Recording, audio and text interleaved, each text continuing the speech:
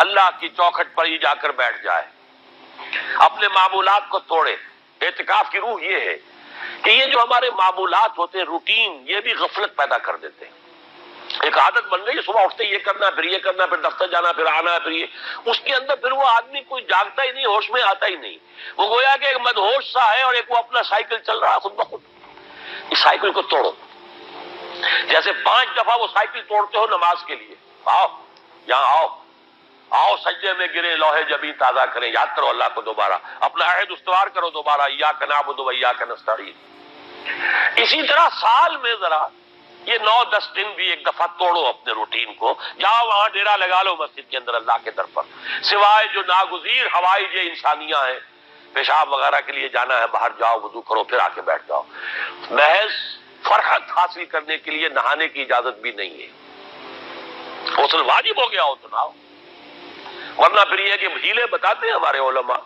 کہ وضو کی نیت سے جاؤ غسل کر کے آ جاؤ، اس لیے کہ معلوم ہے کہ آج آدمی کی جو عادت بن گئی ہوئی ہے روزانہ نہ نہائیں تو طبیعت پہ کثر رہتا ہے، لیکن اسی کو تو توڑنا ہے،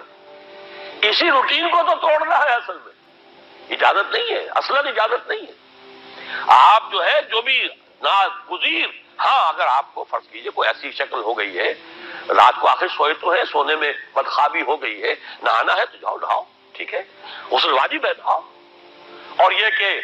پیشاب کی بہانے کی حاجت ہے جاؤ پوری کرو، وضو کرو، وہاں پر آ کے بیٹھو، چاہے یہاں سو، یہاں ذکر کرو، یاد کرو، جو کرو کرو یہاں پہ، لیکن اور اس میں بھی خاموشی۔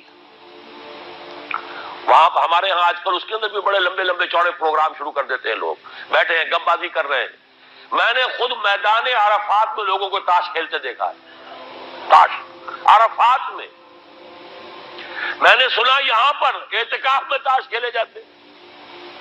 آپ بالکل نوجوان چھوکرے، فضیلت سنی اعتکاف کی، ویسے بھی گھر سے بھاگنے کو کچھ جی چاہتا ہی ہے، کچھ دنوں کے لیے نکلے اس گھر سے، مسجد میں آ کے بیٹھ گئے، وہاں پہ گپے بھی ہو رہی ہے، لطیفہ بازی بھی ہو رہی ہے، تاش بھی کھیلے جاتے ہیں، یہ اعتکاف ہو رہا ہے۔ یہ اتنی ہلکی شے نہیں ہے اعتکاف، یہ تو اس عبادت کا، رمضان میں جو روح بیدار ہوتی ہے یہ اس کا کلائمیکس ہے، بہت بڑی عبادت ہے، لیکن اس میں لو اللہ کے ساتھ لگی رہے، لوگوں سے نہیں، تنہائی،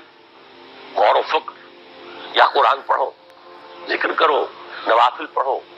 یا سوچو بچ، جیسے حدیث میں آتا ہے وَأَن يَكُونَ نُطْقِي ذِكْرًا وَنَظَرِي عِبْرَةً وَسَمْتِي فِكْرًا، میرا دیکھنا ہو تو عبرت کا دیکھنا ہو کہ ہر شے سے میں سبق حاصل کروں، اور میں بات کروں تو اللہ کے ذکر پر مبنی ہو میری بات، اور میں خاموش رہوں، وَسَمْتِي فِكْرًا، غور و فکر، تفکر و اعتبار، جو حضور جا کر غار حرا میں کیا کرتے تھے وہ اعتکاف تھا حضور کا، مکی دور کا اعتکاف، تنہا بیٹھنا۔ اور یہ روایت مجھے بعد میں معلوم ہوا کہ یہ بنو ہاشم میں یہ روایت تھی، حضور کے دادا بھی جا کر وہاں پر غار حرا میں بیٹھا کرتے تھے، یہ ان کی ایک خاندانی روایت چلی آ رہی تھی، یہ جگہ تھی، اور وہ جگہ ایسی ہے عجیب سی، اب تو خیر بڑی بڑی عمارتیں حائل ہو گئی ہیں، ورنہ میں نے جب پہلا حج کیا تھا سن 62 میں،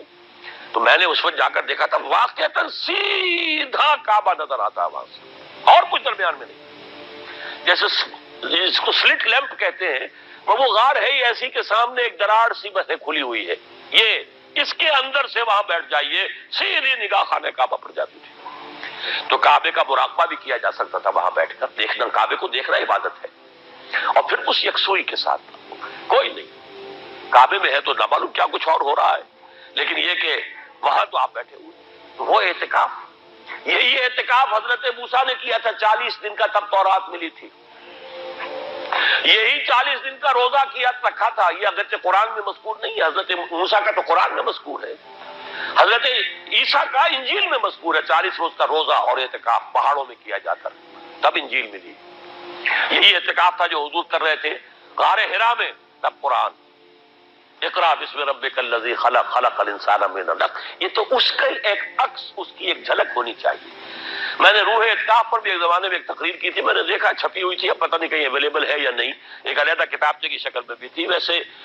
عظمت سیام و قیام رمضان مبارک پر بھی میرا کتابچہ ہے، عظمت صوم جس میں کہ پھر میں نے یہ انسان کے دو وجود اس کے بارے میں بھی خاصی وضاحت کے ساتھ گفتگو کی ہے، وہ بھی میرا کتابچہ ہے، شاید باہر اس پہ ہوں گے، تو فرمایا جب تم اعتکاف میں ہو تو ان کے ساتھ مباشرت نہیں کر سکتے. تلک حدود اللہ ہے، یہ اللہ کی حدود ہے. فلا تقربوها، ان کے قریب مت جانا. قرآن مجید میں حدود اللہ کے لیے یا تو آتا ہے فلا تعتدوها، یہ اعتداء کہتے ہیں کسی حد کو کراس کر جانا، تجاوز کرنا. اور جہاں زیادہ احتیاط کی بات ہے وہاں فلا تقربوها، آخری حد کے قریب تک نہ چلے جانا، مبادا کہیں غلطی سے قدم جو ہے ادھر پڑ جائے. جیسے حضور نے حدیث کے اندر بیان فرمایا الا لکل ملک حمل، ہر بادشاہ کی ایک محفوظ چراگاہ ہوا کرتی تھی، اسی کے جانور اس میں چریں گے. کوئی رعیت میں سے کسی کی بھیڑ بکری، کسی کا کوئی جو ہے گھوڑا وہاں نہیں آ سکتا. اب اگر کسی کا گھوڑا یا کسی کی بھیڑ بکری چلی گئی وہ مجرم ہو گیا، پکڑا جائے گا، گردن ماری جائے گی. تو حضور نے فرمایا کہ اللہ کی بھی ایک محفوظ چراگاہ ہے. اللہ کی حما کیا ہے؟ محارمہ، جو چیزیں اس نے تم پر حرام کر دی ان کے قریب نہ جانا. تو دیکھو اگر کوئی چرواہا اپنی بھیڑوں بکریوں کو بالکل آخری حد تک لے جائے گا، اس بادشاہ کی جو وہ حد ہے، تو اندیشہ ہے کہ بھیڑیں بکریاں کے ایک چھلانگ لگائے اور بادشاہ کی چراگاہ میں داخل ہو جائے. لہذا ذرا فاصلے پر رہا کرو. یہ ہے آخری حد تک نہ جاؤ بلکہ کچھ فاصلے پر رہو. فلا تقربوها، یہ اللہ کی حدود ہے تو ان کے قریب مت پھٹکو. کذالک یبین اللہ لکم آیاتہ للناس لعلہم یتقون، اسی طرح اللہ تعالی اپنی آیات لوگوں کے لیے واضح کر رہا ہے تاکہ وہ بچیں، تقوی کی روش اختیار کریں،